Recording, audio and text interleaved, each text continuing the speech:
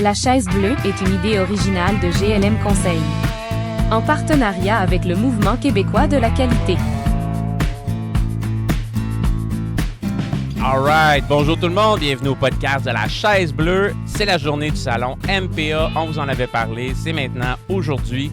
J'ai l'opportunité de commencer la journée avec Monsieur Yann de l'entreprise FlexPipe. Comment ça va, Yann? Très bien, merci beaucoup. Toi, comment ça va? Excellent, numéro 1. Ah, puis si tu veux le mic, là, tire dessus, puis mets-toi à l'aise. Moi, Pas je de parle trouble. avec des gens qui sont kickback, relax. Hein? C'est Parfait, ça. Ouais, il va loin un petit peu des fois, garde ton équilibre. Écoute, Yann, t'es ici depuis quelle heure ce matin? Je suis arrivé à 6h15 ce matin. Quand même, là, lève Préparer. tôt pour préparer le kiosque et tout. Pas le choix, pas le choix. Super. Peut-être une belle gang aussi. Moi, j'adore l'entreprise FlexPipe. J'ai eu l'opportunité de visiter. Puis, tu sais, vous êtes implanté dans beaucoup de manufacturiers, autant au Québec, ailleurs, États-Unis. Je sais que vous avez c'est une belle entreprise. Puis, tu sais, qui est partie, je pense, d'un département de Oui. Martin's Industries, si je ne me trompe pas. Oui. Puis, il y avait un produit qui était distribué en à côté. Je pense qu'il y avait Julien Despelteaux qui a eu l'idée, qui s'est dit, crème, on pourrait en faire une entreprise. Puis, vous êtes maintenant une organisation qui a une hyper belle croissance puis qui est présente dans plein de clients que je rencontre.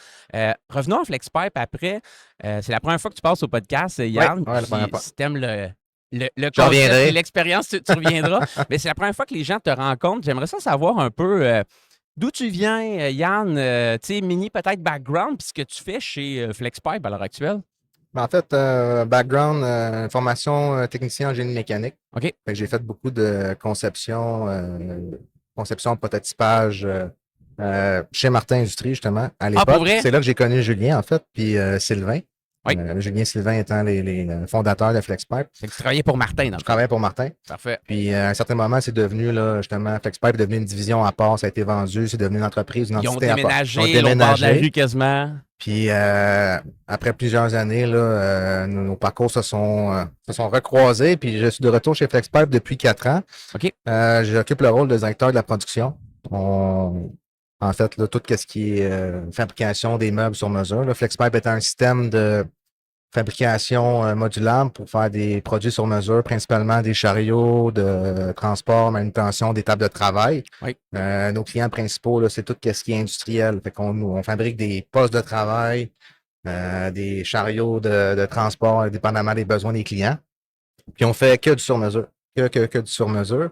Puis ça amène toutes sortes de défis, mais ça fait quand même des belles réalisations au final. Puis c'est un des éléments différenciateurs de votre entreprise là, versus un chariot que tu achètes stock. It is what it is, tandis que l'autre, il peut avoir la hauteur, la largeur.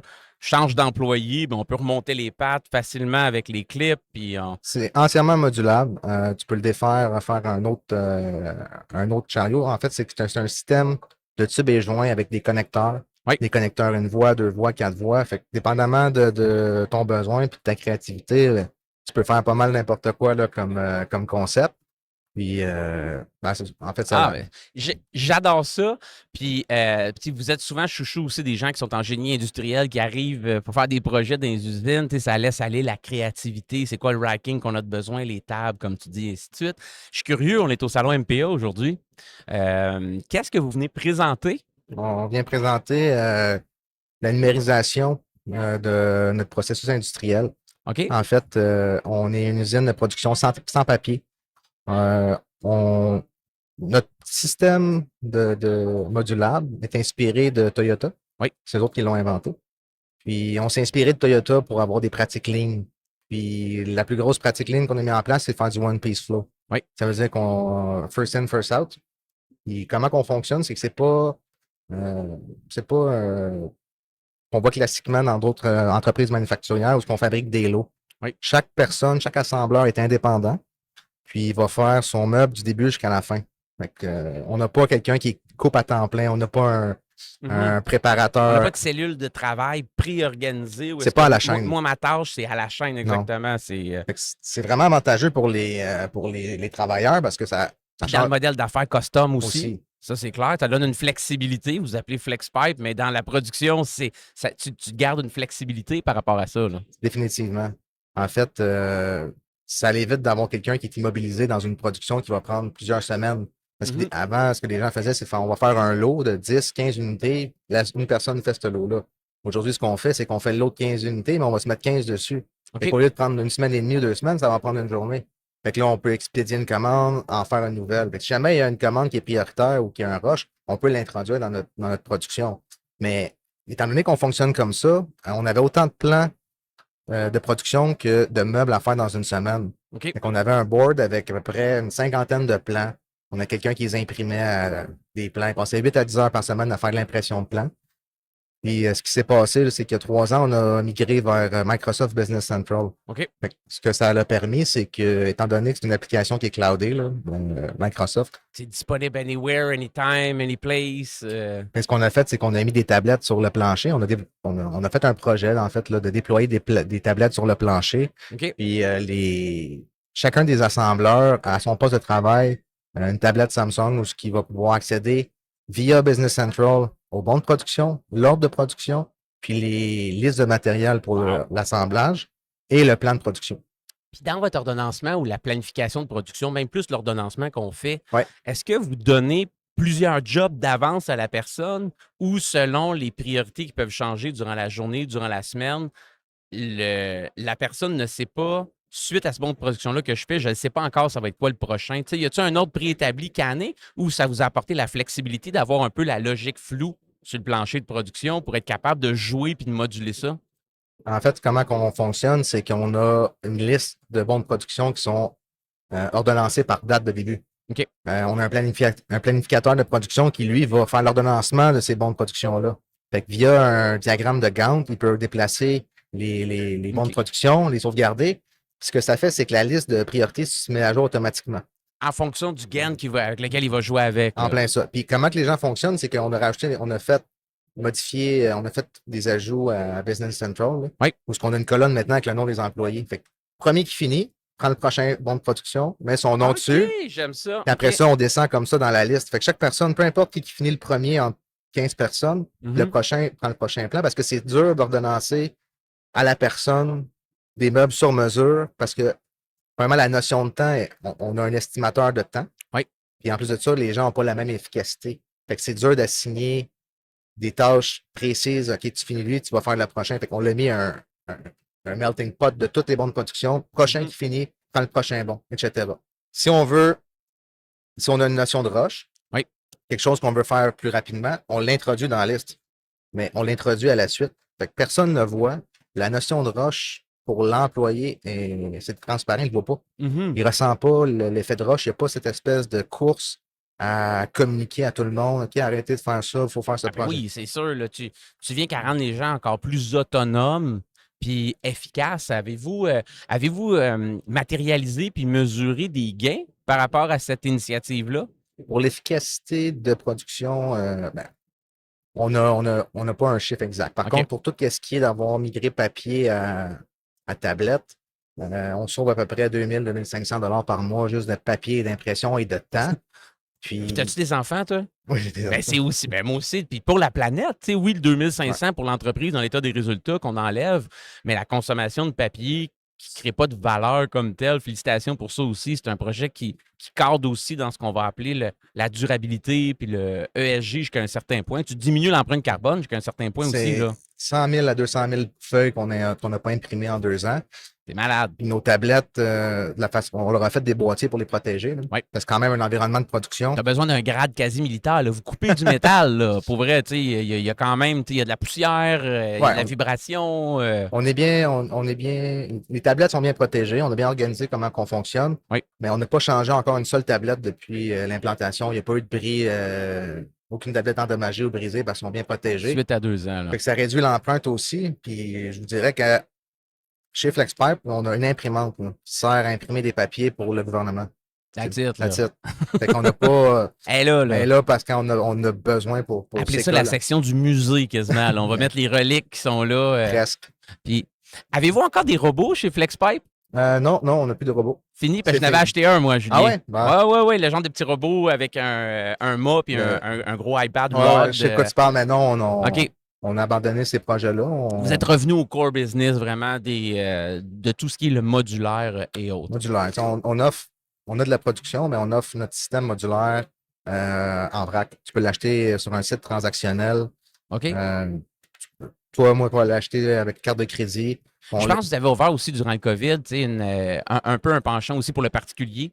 Quelqu'un qui aurait le goût, tu sais, j'ai vu des influenceurs des fois, mettons, je veux me faire un rack à ski à mon chalet, ben, je peux utiliser le FlexPipe pour me faire un projet à la limite avec mes enfants, de monter sur mesure exactement ce que j'ai de besoin, des trucs comme ça. Ben, c'est vraiment accessible à tout le monde. Oui. On s'est refocusé sur l'industriel, Oui. le client industriel, le client automobile, l'aéronautique. C'est sûr que monsieur, madame, tout le monde, si tu veux te faire un rack à ski, tu peux aller l'acheter sur notre site web. C'est aucun problème, tu peux le faire. Mais c'est vraiment, on offre une solution, là, autant de design. On a un bureau de conception design. Oui.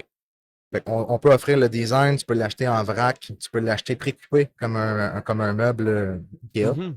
Puis tu veux l'assembler toi-même, tu peux le faire. Tu n'as pas de capacité d'assemblage à ton usine, on peut le faire pour toi. OK, quand même. Fait qu'on ship Canada-US, on va expédier Canada jusqu'en Californie. OK, je pense qu'il y a même des reps aux US, des agents commerciaux. Je ne me trompe pas, le père Julien faisait ça maintenant, hein, ça se fait-tu? Je pense que oui, mais on fait partie d'un consortium. On est avec maintenant 80-20 qui est aussi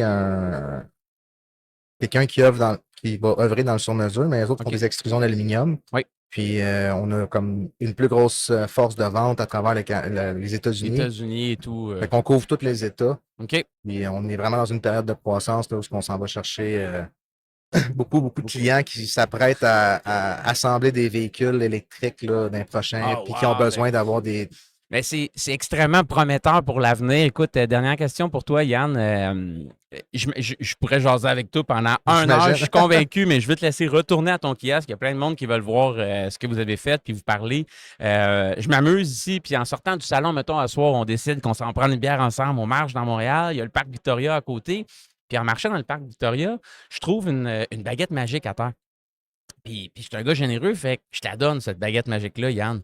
Puis en fait, la question que je te pose, c'est qu'est-ce que tu fais chez FlexPipe? Qu'est-ce que tu changes, améliores, enlèves, ajoutes, peu importe l'argent, le temps, l'émotion des gens, qu'est-ce qu'avec une baguette magique, boum, d'un coup, là, tu t'apportes ou tu changes chez FlexPipe?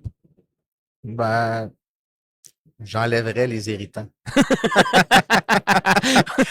J'aime ça. OK, parfait. Fait que ça, on les met de côté. Ouais, non, mais en fait... mais je comprends, parfait.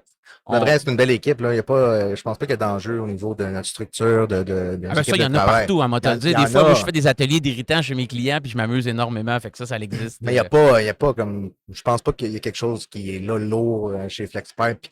OK. Fait que tu me poses cette question-là. Honnêtement, il y a rien de... Il y a tout le temps quelque chose à faire. Il y a tout le temps des problèmes, des enjeux. On fait un petit ménage, on normal. enlève des petits trucs à gauche puis à droite. Mais ça va revenir. Ah, ça, c'est sûr. Ça revient, puis on en refait d'autres, puis c'est comme ça. Là. Ça, c'est tout à fait normal. Puis, dernière question, je te laisse aller après. Est-ce qu'au travers de votre démarche d'amélioration continue, est-ce qu'il y a un... Tu sais, tu m'as parlé un petit peu, on s'est inspiré de Toyota. Un peu, c'est le Toyota Way. Est-ce qu'il y a un livre, une conférence, quelqu'un avec qui vous avez travaillé qui vous a inspiré qu'on devrait aller voir? Ben, je sais que ce qui nous a inspiré, c'est le but. De Goldratt? Oui. Le but de Goldratt, là, ouais. avec les enfants qui s'en vont. Tu l'as lu, le livre? Oui.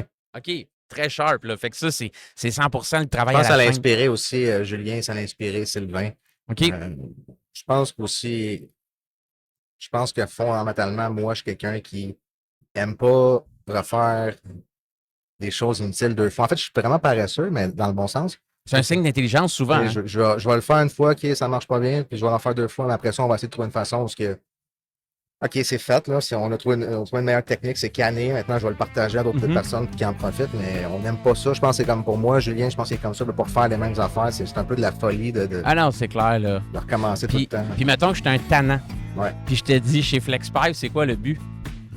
Le but, c'est de rendre accessible, de démocratiser notre produit pour empower les travailleurs à travers le Canada et les États-Unis pour qu'ils puissent mettre en place eux autres mêmes des solutions d'amélioration continue dans leurs usines. C'est ça notre but, c'est de rendre notre système accessible puis de le rendre disponible dans toutes les entreprises nord-américaines. Ah ben excellent. Écoute Yann, merci beaucoup de t'être prêté au jeu, de venir parler de FlexPipe, votre projet à la chaise bleue. On est en direct du salon MPA. On s'amuse, donc on se souhaite une belle journée. Merci tout le monde. Bye bye. Cet épisode de La Chaise Bleue vous a été présenté par GLM Conseil. Acolyte de la transformation dans votre entreprise, à l'ère du numérique.